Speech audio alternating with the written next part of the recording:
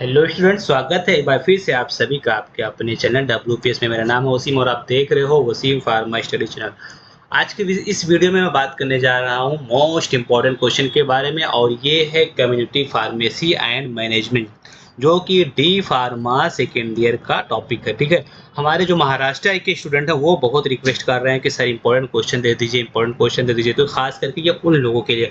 वैसे मैं बताता चलूँ कि मैं सभी स्टेट के लोगों के लिए लगभग same to same important question देता हूँ, और ये क्वेश्चन हर एक स्टेट के लोगों के लिए होता है, क्योंकि जो सिलेबस है वो सिलेबस किसी एक बोर्ड का नहीं है, किसी एक स्टेट का नहीं है, ये PCI के द्वारा प्रोवाइड किया गया है। तो जो भी इंपॉर्टेंट क्वेश्चन रहेंगे वो हर एक स्टेट के लिए हैं। अभी फिलहाल ये जो आ रही है वीडियोस, ये किसके कहने पे आ रही है? ये महाराष्ट्र के स्टूडेंट के लिए कहने के पे आ रही है, ठीक है ना। बाकी आप अगर गुजरात बोर्ड के हैं, आप यूपी बोर्ड के हो, आप MP बोर्ड के हो, आप कर्नाटका बोर्ड के हो, आप किसी भी बोर्ड के हो, तो ये आपके लिए सब लोग के लिए, ठीक है। चलिए बात करते हैं। देखो, तो मैं बताते चलूँ कि मैंने जो क्वेश्चन को डिवाइड कर दिया वो दो पार्ट में। लॉन्ग क्वेश्चन आपको कितने पढ़ के जाने हैं और शॉर्ट कितने पढ़ के जाने हैं। जैसे कि मान लीजिए कि लॉन्ग के लिए मैंने लॉन्ग में आपका जो पेपर पैटर्न होता होगा उसमें लॉन्ग में NA6 करना होता होगा, ठीक है ना। तो मैं कुछ यहाँ पे 12-14 क्वेश्चन दूंगा, इससे ज़्यादा नहीं दूंगा। और शॉर्ट में आपको जो करना होता होगा वो NE10, ठीक है ना। तो यहाँ पे मैं NE10 के बजाय क्या करूँगा, 15 से 20 या 22 क्वेश्चन ऐसे रहेंगे। इतना सही आपको पढ़ के जाना है, इतने में से आप पढ़ के जाएंगे तो आराम से पास हो जाएंगे। चलिए बात करते हैं। तो लॉन्ग में जो मैंने क्वेश्चन रखा है यहाँ पे 14 क्वेश्चन है। प्रिस्क्रिप्शन को डिफाइन करना है और इसके पार्ट्स वगैरह को जो भी रहता है वो आपको क्या करना है, एक्सप्लेन कर देना है। उसके बाद में क्वेश्चन नंबर 2 जो यहाँ पे मैंने रखा है वो क्या है, पेशेंट काउंसलिंग है। पेशेंट काउंसलिंग में क्या क्या बैरियर आते हैं, ये सारी चीज़ें आप पढ़ करके question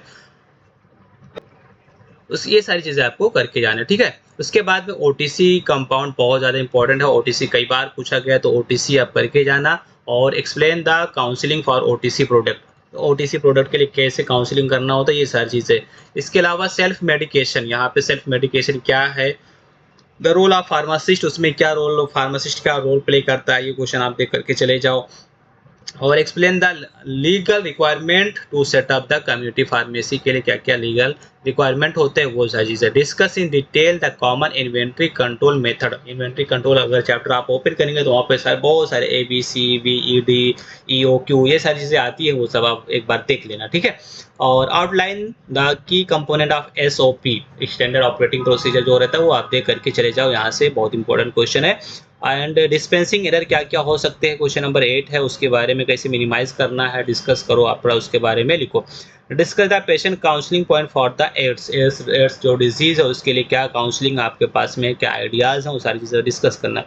how to advise a patient for the preventive measure and OTC product, ठीक है ना। ये फिर अगेन OTC वाला चैप्टर बहुत ज़्यादा इंपॉर्टेंट है, तो OTC प्रोडक्ट के बारे में फिर यहाँ पे, ठीक है ना। Describe the role of pharmacist in OTC medication dispensing, dispensing में क्या फार्मासिस्ट का क्या रोल है, तो OTC वाला चैप्टर आप एनी हाउ करके जाओ। फिर discuss the process of vendor selection, vendor selection के लिए क्या क्या प्रोसेस है ये आप करके जाना लॉन्ग के लिए। और explain the inventory control method in pharmacy operation, फिर अगेन इन्वेंट्री कंट्रोल का मतलब सारे क्वेश्चन रिपीट हो रहे हैं, कहीं ना कहीं रिपीट क्वेश्चन हो रहे हैं। ऑलरेडी हम लोगों ने इन्वेंट्री कंट्रोल के बारे में पढ़ा, ठीक है ना। Describe the design A typical pharmacy layout, pharmacy layout के लिए क्या क्या डिजाइन बना दो आप, कि इसके एंटीरियर साइड में क्या रहेगा, साइड में क्या रहेगा, यहाँ पे फ्रीज कहाँ पे लगा रहता है, ये सारी चीज़ें फार्मेसी लेआउट का आपको बना के रखना, ठीक है। उसके बाद में अब ये तो लॉन्ग अभी हमने देखा, अब शॉर्ट में देख लो। शॉर्ट में आपको मैं 22, ठीक है ना, इतना क्वेश्चन दूंगा, वो भी रिपीटेड रहेंगे, कहीं ना कहीं रिपीट रहेगा। तो देखते चलते हैं क्या दिया है। Right your note on the history and development of community pharmacy के लिए, और उसका हिस्ट्री वगैरह आपको क्या करके देख के जाओ, ठीक है ना। Explain the pharmaceutical standard operating procedure, जो कि ऑलरेडी ये क्वेश्चन आ चुका है, इससे मिलता जुलता क्वेश्चन यहाँ पे आया था। SOP, ठीक है ना, की कंपोनेंट ऑफ SOP आया था, तो ये हो गया। मैंने बताया ना कि रिपीट होते इतना ही क्वेश्चन है, वो कहने के लिए 35 क्वेश्चन है, 35 नहीं, ये मुश्किल से 30 क्वेश्चन ही होंगे जो मतलब बार बार रिपीट होते हैं, तो आपको उतना ही करके जाना है। और क्या दिया गया है, explain the step involve in the prescription dispensing procedure, ठीक है ना। प्रिस्क्रिप्शन वाला क्वेश्चन देखो, ये वही उसी चैप्टर का है, पहले से क्वेश्चन ये मैच कर रहा है, ठीक है ना। Write a note on various written communication skill, अब रिटन में बहुत सारे जैसे मेल करना, किसी को चैटिंग करना, ऐसा जैसे रिटन कम्युनिकेशन के अंदर आता है। और scenario for the patient packaging insert के बारे में बताना है, use in India and other countries के अंदर, तो ये भी देख करके जाओ। Highlight the importance of various health screen services, health को लेकर के जो स्क्रीनिंग सर्विसेज प्रोवाइड की जाती हैं, तो ये आपको यहाँ पे मेंशन कर देना 3 मार्क्स के हिसाब से। और right the key point two cover during the counselling for the OTC. OTC के लिए क्या क्या पॉइंट आपको कवर करना होता है, क्या क्या किन बातों का ख्याल रखना होता है, सारी चीज़ें। फिर देखो ओटीसी रिपीट हो गया यहाँ पे, फिर अगेन ओटीसी रिपीट है। Discuss the role of pharmacist in OTC product dispensing. तो ऑलरेडी हम लोगों ने ओटीसी के यहाँ पे describe the role of pharmacist, ठीक है ना, वही चीज़ें यहाँ पे भी क्वेश्चन 3 मार्क्स में भी एक बार आया था, 5 मार्क्स में भी आया है। तो ओटीसी वाला चैप्टर मैंने बताया आपको बहुत ज़्यादा इंपॉर्टेंट करके जाओ। Outline the key feature of the pharmacy operating software, ठीक है ना, फार्मेसी में यूज होने वाले जो भी सॉफ्टवेयर है वो उसके बारे में आपको बताना है, ठीक है। और discuss the key area where the accountancy is important. In pharmacy में अकाउंटेंसी का कहाँ कौन सा एरिया है जहाँ पे यूज़ होता है, तो ये भी आप करके जाओ। और explain the key strategies for the effective inventory management. Effective management inventory के लिए क्या क्या क्या स्ट्रेटजीज आप प्रोवाइड करोगे। ऑलरेडी हम लोगों ने इन्वेंट्री मैनेजमेंट इन्वेंट्री कंट्रोल का भी एक क्वेश्चन यहाँ पे आया था। तो ये देखो यहाँ इन्वेंट्री कंट्रोल, ठीक है ना, तो ये भी चैप्टर मतलब कहीं ना कहीं ये सारी चीज़ें रिपीट हो रही है, एक ही चैप्टर की बातें हैं वो सारी चीज़ें। उसके बाद narrate the international scenario development community pharmacy के लिए इंटरनेशनली क्या प्लान है, क्या सिनेरियो, वो सब चीज़ें आपको बताना है। क्वेश्चन नंबर 13 है what are the WHO recommendation for the good pharmacy practice, GPP।